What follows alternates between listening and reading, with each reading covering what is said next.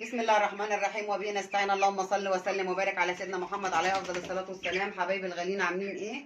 يا رب اتمنى تكونوا بخير وفي احسن حال. جايين النهارده مع عند الفراخ البيضاء زي ما انتم شايفين. بسم الله ما شاء الله. احنا طبعا ما صورناش الا كام يوم في الدوره ديت. الدوره دي حصلت معانا فيها ضربات، حصل مشكله معانا في الاول، تعبوا مننا طبعا. بسم الله ما شاء الله يعني، بس الحمد لله قدرنا ان احنا نسيطر عليهم وجبنا لهم العلاج. وبسم الله ما شاء الله احنا طبعا ما بنستعملش العلاج، احنا بنستعمل الاعشاب. بس المره دي لازم ندخلنا بالعلاج. جبنا تايلوزين وجبنا موسع شعب هوائي اللي كان عندهم نزله برد. ميزان الحراره بتاعنا حصل فيه مشكله، وطبعا احنا حطينا الحراره زياده عشان طبعا الميزان ما كانش مظبوط. فطبعا اكتشفت الحكايه ديت بعدها بكام يوم، طبعا عبال الحراره ما اتظبطت فطبعا جات لهم برد. البرد طبعا كان كح وخنفره وخروشه في الصدر. فالحمد لله يعني نزلنا لهم تايلوزين مع موسع شعب هوائيه 12 ساعه و12 ساعه. طبعا ما كنتش بصور معاهم لان ما كنتش ليا نفسي ان اصور معاهم بصراحه، وكنت يعني زعلانه. وطبعا الواحد لما بيروح يجيب الحاجه في ناس كده بتقف له، رحنا جبت الحاجه وباجي طبعا العلف. فاول مره ان اجيب العلف مره واحده عشان ان انا ممكن اجيب حاجه واجي بعد كده عشان اجيب الاقي ايه العلف اتغير. وانتوا عارفين ان لازم الدوره تمشي بعلف واحد عشان ما يحصلش اي ضربات ولا اي اسهالات. فواحد واقف بيقول انت هتاخد العلف كله مره واحده، فالحمد لله قدر الله ما شاء فعل. احنا طبعا عدينا المراحل الاولانيه، طبعا زي ما انتوا عارفين الناس اللي متابعه معانا على الدوره اللي قبل ديت احنا ماشيين ازاي بالاعشاب ازاي وبالخلطات ازاي. النهارده طبعا احنا جايبين بقى خلاص كده، احنا فوقنا جايبين لهم خلطات، حاجات موفره بقى. خلاص دخلنا في التوفير ودخلنا في بدائل العلف. الحاجات طبعا اللي انتوا عارفينها ان احنا بتوفر معانا كتير وبيجيب معانا نتيجه. الناس بتقول الابيض ما بتجيبش الخلطات ما بتجيبش مع الابيض، لا جابت معانا مع الدوره اللي قبل دي. والناس اللي متابعانا عارفه، والناس الجديده طبعا ايه هتشوف معانا. وممكن ترجع الفيديوهات اللي احنا ربنا عليها قبل كده، هتشوف طبعا اللي ايه اللي احنا ربنا عليه. طبعا هنصلي على الرسول عليه افضل الصلاه والسلام. حبايبي الغاليين ما تنسوناش الاشتراك، والناس اللي ما اشتركتش يا ريت تشتركوا واللايك عشان طبعا ايه يعني نوصلكم مننا نجيب كل جديد ونستناكم ان شاء الله. الخلطه بقى طبعا اللي احنا داخلين عليها اللي احنا هنعملها طبعا العلف. وطبعا ده كمون عشان المعده نظبط المعده، ودي حبه البركه رافع مناعه، ودول حبه شمر وحبه كركم.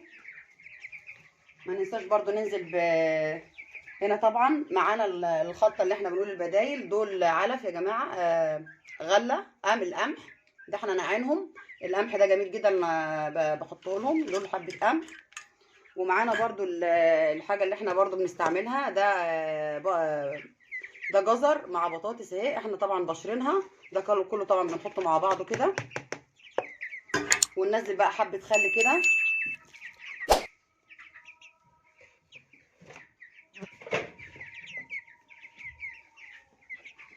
وكمان معانا ما ننساش طبعا العسل، معلقتين كده عسل. العسل جميل جدا. طبعا الخلطه زي ما انتم شايفين كده بسم الله ما شاء الله. انا جربها من كام يوم، مدياهم الغله دي المنقوعه. ودي البطاطس والجزر يا جماعه بنجيبهم بيطعموا معانا برده. احنا مش بنحط الحاجه دي لوحدها، لا بنطعمها زي ما انتم شايفين كده. طبعا الفرخ اللي هياكل الحاجه دي بيبقى طعمه مختلف خالص عن ان انا اكل الفرخ علف بس. والناس اللي بتقول الفرخ الابيض علف بس، لا، للامانه وكتجربه علف مع الحاجات ديت احنا عاملين منهم اعلى نتيجه واعلى شغل. واحنا الدوره اللي قبل دي مربينها على هذا الاساس. الفرخ بينقي العلف مع اهو العلف والخلطه، احنا مربينها على هذا الاساس. بناخد طعم مختلف تاني خالص غير اللي احنا متعودين عليه. زي ما انتم شايفين كده بسم الله ما شاء الله يعني. الفرخ بسم الله ما شاء الله. الخلطه دي جميله جدا زي ما انتم شايفين كده. الفراخ يعني حاجه بالنسبه لهم حاجه جميله جدا. طبعا بتوفر معانا وفي نفس الوقت بتدينا طعم. بس طبعا احنا ما بنلغيش العلف، ما بنلغيش العلف يا جماعه. الناس اللي بتلغي العلف لا، ما بنلغيش العلف. ممكن العلف يتلغي بعد ايه يعني خلاص كده الفرخ خدنا الحجم المناسب بتاعه اللي احنا عايزينه، الوزن خلاص نحاول ان احنا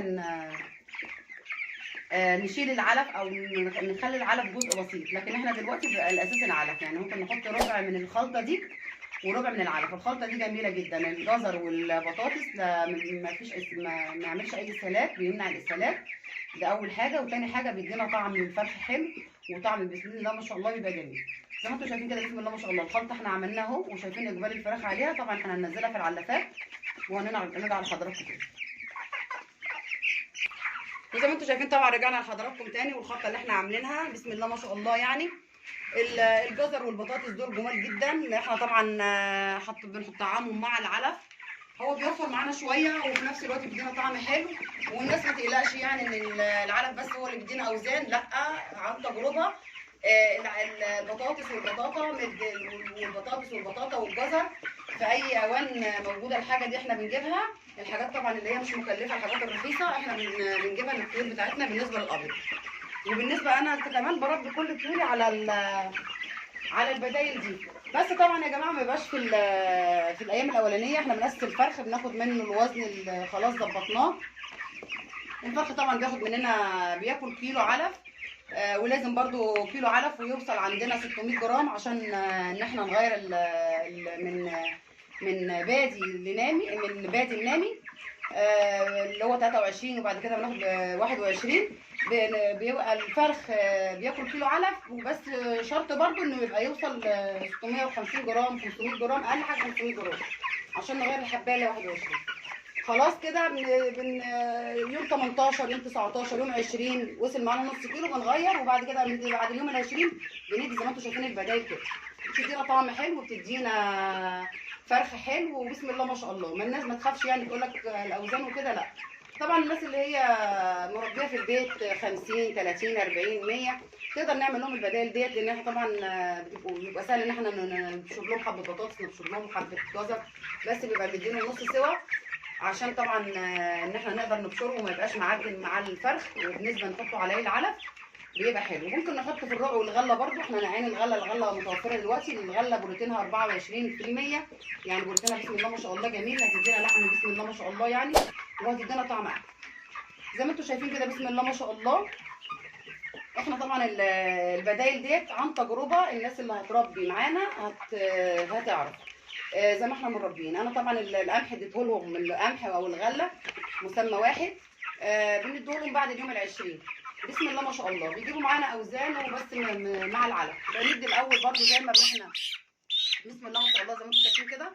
اللهم بارك يعني الفرخ حاجه بسم الله ما شاء الله جميله جدا. احنا طبعا الحاجه دي بتبقى احنا مربيينها لبيتنا وبزياده شويه للي فيه نصيب في حاجه هياخدها وهنطلعها ان شاء الله.